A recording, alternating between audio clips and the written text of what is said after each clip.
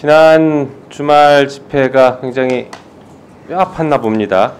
국정 혼란을 위한 집회라는 말씀들이 있으신 것 같은데 국정이 있습니까?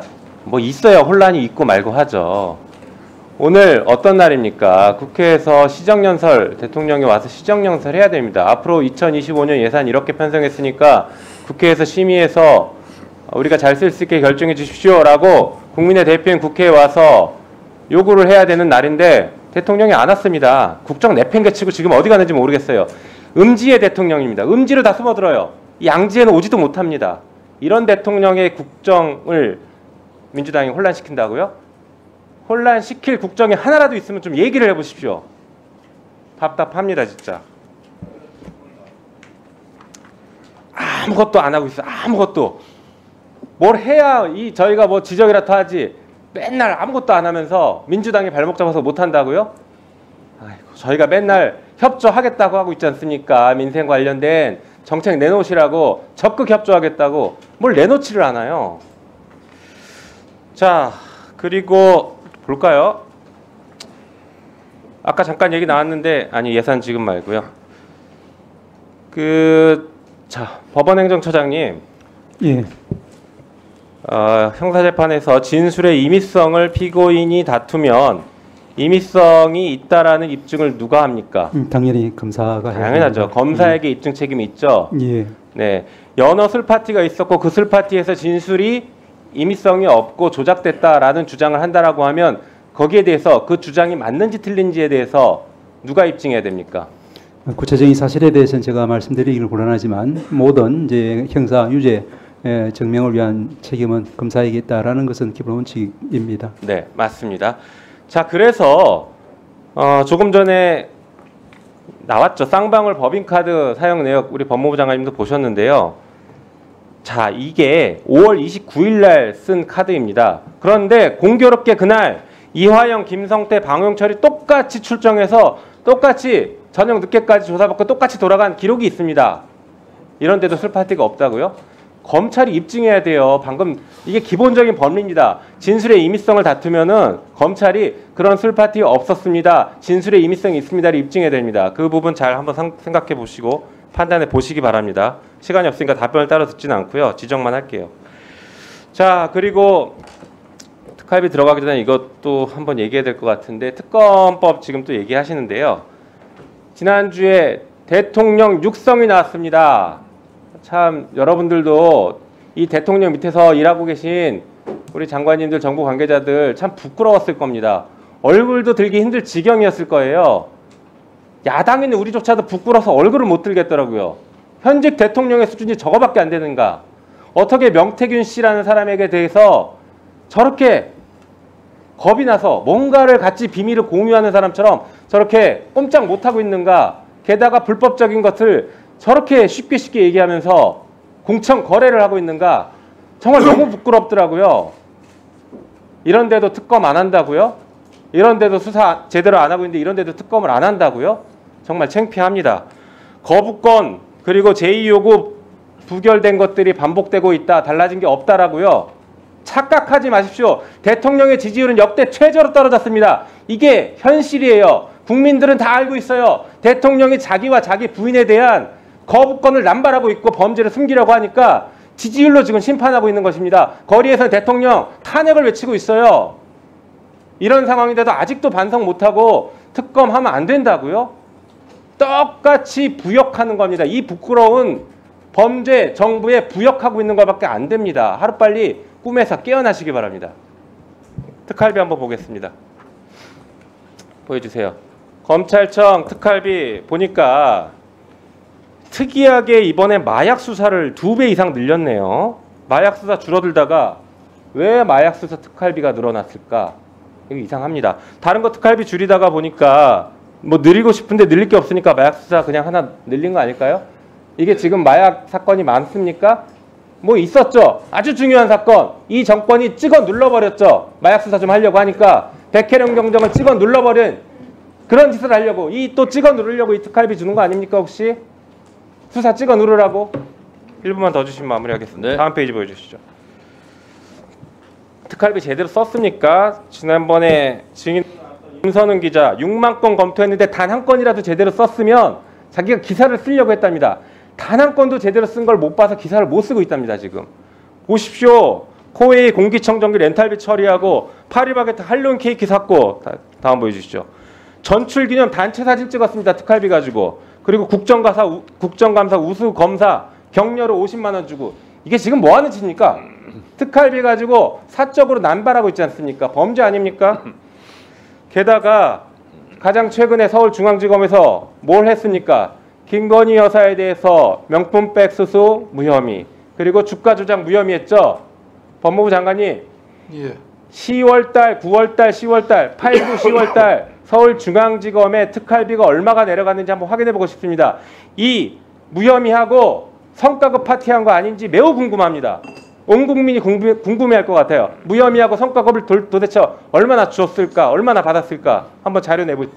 검찰에 성과급이라는 건 있을 수가 없습니다. 성과급, 국정감사, 우수검사 성과급을 줬어요 이렇게. 이걸 보면서 없다 그러면 어떻게 해요? 위원님, 네. 성과급이라는 표현을 쓰시는 것 자체가 검사들이 내는 모욕이라고 생각합니다. 여기 지금 안 보이세요? 이게 안 보이십니까? 어디요? 국정감사, 우수검사, 국정감사, 우수검사 명령. 이게 성과급이 아니면 뭡니까?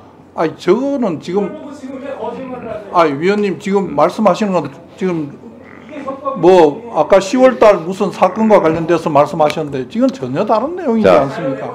자, 정리해 주시고요. 지금 저희들이 아까 말씀하신 것 중에 여러 가지 중에 한두 가지 말씀드리고 싶은 건데 자, 법무부 장관님, 예, 저 좀 말씀드리고 제가 지금부터 조언을 드릴게요. 네, 법무부를 위해서 제가 조언을 드릴게요. 공개하기가 어려운 것이 특수활동비입니다. 진정한 의미에서. 그리고 대부분 그것은 보안 예산이죠. 그런 경우를 국회의원들에게 입증을 해야 돼요. 그래서 그런 내용이 있다면 예산소위 위원들께 설명을 하셔야 돼요. 그리고 예산소위 위원들은 예산 심사를 할 때 그런 부분은 공식 속기록이 되지 않는 상태에서 공유를 해야 됩니다. 그리고 요거는 진짜 필요한 거니까 살려줘야 된다. 이렇게 미리 사전 숙지를 한 상태에서 예산 소위를 열고 속기가 되는 상태에서 결정을 해야 되는 겁니다. 그러려면 이건 이렇고 저건 저렇습니다 하고서 예산 소위원들한테 설명을 해야 돼요. 제가 정보위 야당 간사 예산결산심사 소위원장 때 국정원도 다 그렇게 합니다. 그리고 그것은 공개하면 굉장히 곤란한 예산들이지 않습니까? 국정원 예산이라는 게. 그래서 국정원은 다 특활비예요.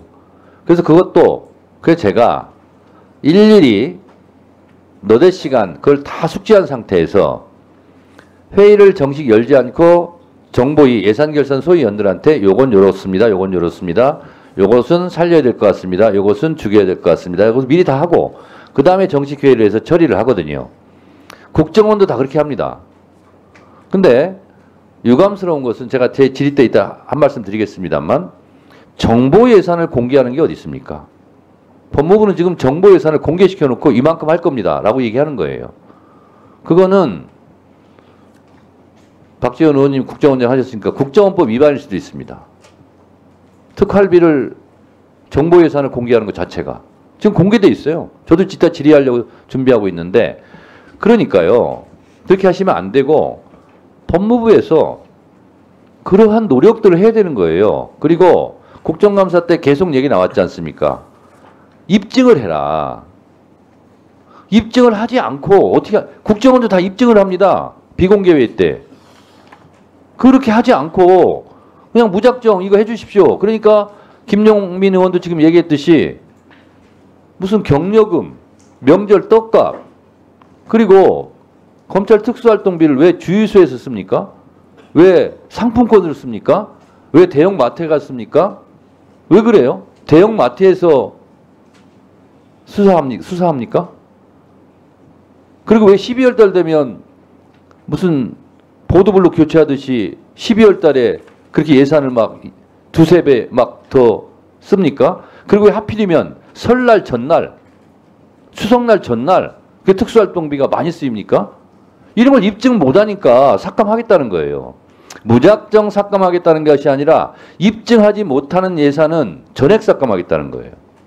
오해 없기 바랍니다. 그래서 법무부 장관께서 이것은 법무부 실무진들과 논의하셔서 예산 소위 하기 전에 이 부분에 대해서 법무부의 입장을 설명하시기 바랍니다. 위원장님 한 말씀만 드릴 수 있도록 기회를 주시면 감사하겠습니다. 네, 하세요. 예.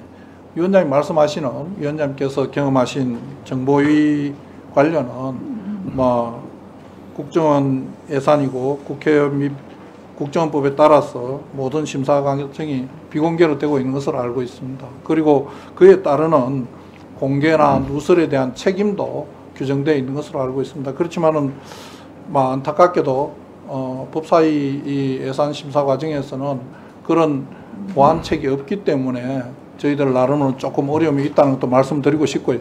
위원장님께서 말씀하시는 그런 부적절한 사용 행위에 대해서는 저희들도 그 부분은 엄중하게 잘못을 찾아내서 그런 일이 다시 없도록 열심히 지도하고 감독하고 하도록 하겠습니다. 네. 한 말씀만 더 드리면 제가 야당 정보위 간사임에도 불구하고 예산결산심사소위원장한테 국정원에서 저한테 와서 세세하게 예산을 다 보고 했음에도 불구하고 제가 보완 사고를 낸 적이 한 번도 없습니다. 2년간 예산심사하면서. 예, 그건 위원장님께서 참 훌륭하셔서 지금 그런 일인데 여기는 다른 의원님들도 다 훌륭하십니다. 그리고 심지어는 국정원 1차장, 2차장, 3차장 자기들도 조정하지 못하는 것을 제가 조정해 드렸어요. 저는 국정원 예산을 다 봤습니다. 세세하게. 그렇지만 한 번도 보완 사고를 내지 않았어요. 우리 법사위에 있는 예산소위 위원들도 그 정도의 자질과 능력을 충분히 가지고 있습니다. 서로 신뢰하시고 그런 사전 설명 과정을 반드시 거치시기 바라고, 그렇지 않으면 억울해도 할 수 없습니다. 입증되지 않는 예산은 전액 삭감할 수밖에 없다. 이 점을 다시 한번 말씀드립니다. 다음은 박준태 의원님 질의하시기 바랍니다.